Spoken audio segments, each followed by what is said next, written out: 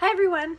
So I want to do a hopefully not too long video about my consultation, my IVF consultation that happened on Monday, and kind of the next steps and how we're moving forward at this point. So first of all, the consultation on Monday was great, very straightforward. The doctor had a plan in place and or a plan ready for how we'll proceed, and my case is a little bit different than kind of their standard cases because I can't be on birth control beforehand to kind of control things, and I am going to have to be on shots of Lovenox, which is a kind of heparin that's a blood thinner, because I have a history of blood clots with hormonal components. So because of those things, it's a little bit different than I think what they normally do, but it's still like pretty straightforward and standard.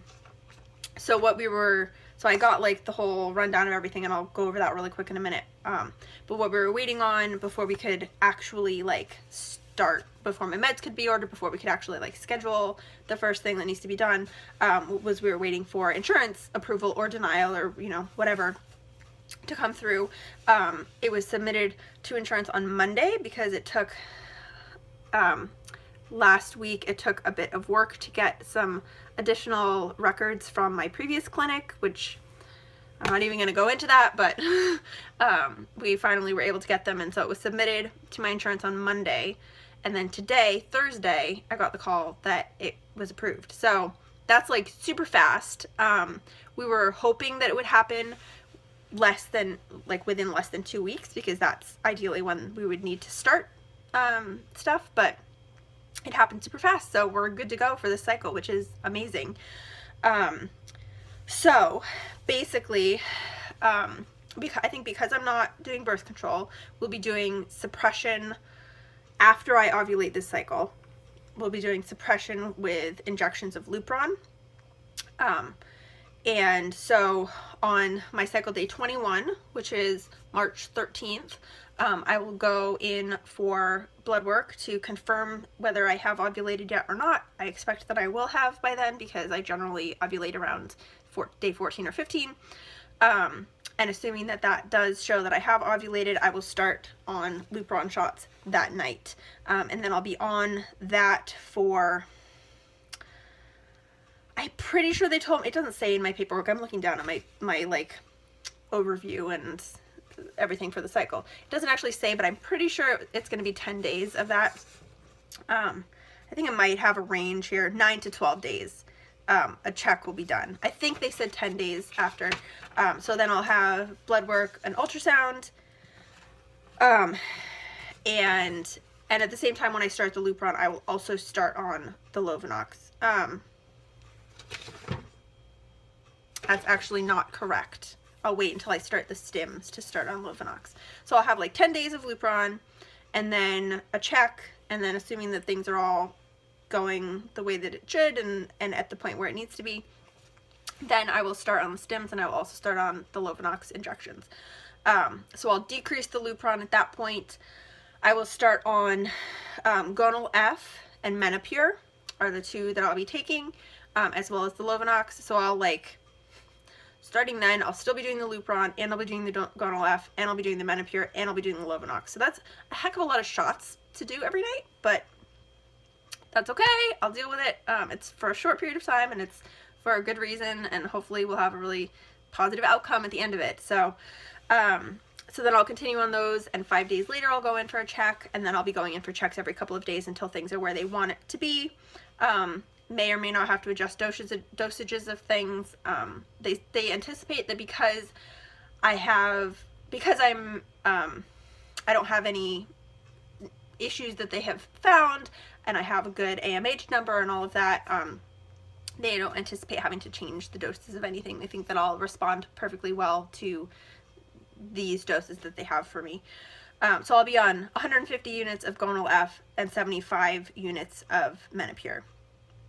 So after 5 days, go in for a check, and then every day to 3 days after that, I'll be going in for checks, and then when things are where they want them to be, I will do an HCG shot.